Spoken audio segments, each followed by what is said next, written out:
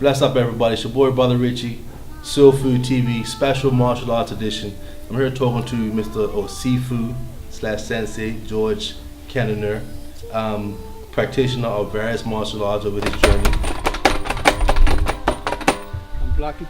Open up straight. It was interesting. I just looked at the sign there that I already knew, but a lot of people don't know Kung Fu, supreme skill from hard work and dedication. And I know that over the years, most times people say, oh, what you do is karate or I do Kung Fu. Mm-hmm. Kung Fu actually has a meaning. So the meaning is? It means hard work. Hard work. Yeah. You can be a gardener, a painter, and call Kung Fu. That's Kung Fu master. If nobody knew the meanings, well, karate means empty hand. Mm-hmm. Kung Fu means hard work. But now I like to refer to all karate, Kung Fu as martial arts. Martial arts. Yeah, I'm a martial artist. Right. I started off in karate, and had I known the difference then, I might have started off in Kung Fu. As you mentioned earlier, I saw this movie called Enter the Dragon. Right. And when I saw that, I said to myself, man, I have to enroll in martial arts. I didn't know the difference there. Right. So I went to the closest school under Sensei King, and it happened to be karate. Man, Enter the Dragon was, I remember going to Elliott Primary and trying to reenact the scene when he jumped up in the air and he was fighting the villain at the time, and they done the hill, flying, kicking, all that stuff. You know, now from how did, like, when Bruce Lee came on the scene, how did that impact the martial arts culture in Bermuda from your perspective? I think it meant a lot to the martial arts artists here, because wasn't too many people in the martial arts at the time.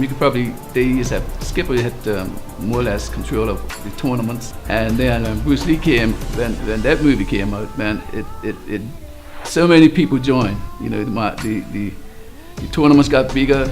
Al Wharton started to have tournaments, and you know, the Shotokan boys were joining in. There's so many different styles in Bermuda, and I think that movie has affected everyone at these schools that are running now.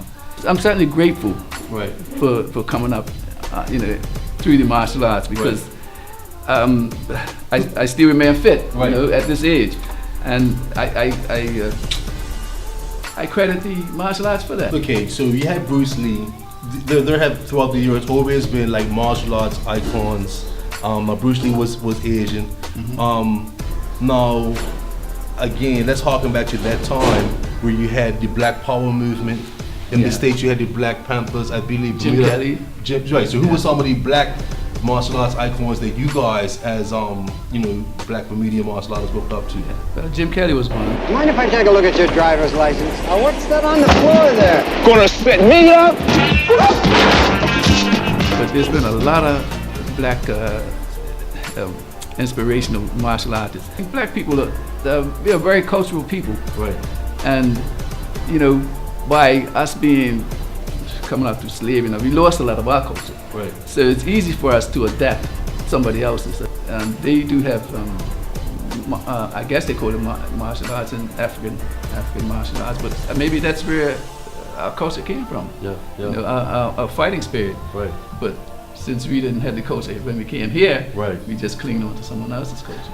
So now, who were some of the? Well, you mentioned Skipper, of course. Skipper, even to this day, still practicing martial arts. 81 years old. Mm-hmm.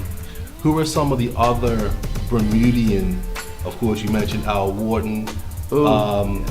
Coming up back in my day, Box Alum was like where you go? Yeah, Box Alum. That was the Box Alum. Yeah. So who were some of the other guys that may either have passed on or still living today that you would say were some of your peers? Yeah, well, we have Paget Wharton, Al's brother. Okay. He used to do Shotokan, or he still does it. Right. He's still around. And we had this fellow named Battersby, man. He was deaf and dumb. Uh-huh. And he was a big inspiration to a lot of people. He became a black belt, and he was well known in Bermuda. He passed, I think. And we have Sensei Collins, Sensei Mackey, Bantu, fellow Bantu, beginner's pyramid. Okay. Big guy, man. Right. He was threatening when he had to go in a tournament fight against this man. He was still huge, man. York, Clifton York, and the boys that do the what they call it, jiu-jitsu and all that. Yeah. All we guys knew each other. All those used to take part in the tournaments, man. Right. The tournaments used to be big in those days. The tournaments that they have now are not very long in duration.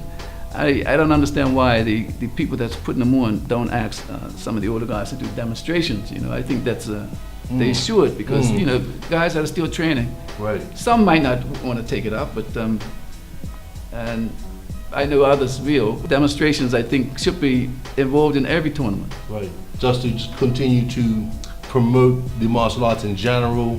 Exactly. And okay. there's so many variations of martial arts here now. Right. I know Tai Chi is new on the scene when it comes to, but they do have tournaments in the world class tournaments in Tai Chi. Yeah. And there's very few practitioners here that would take it to a tournament. Right. But it's what it is. yeah. Okay. Again, folks, Sifu TV, your boy Brother Richie. That's right, I've got my very own Tai Chi Spirit Calendar 2016. Thank you, sir.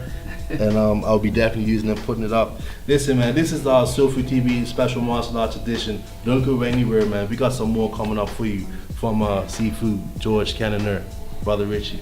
That's up. Yeah.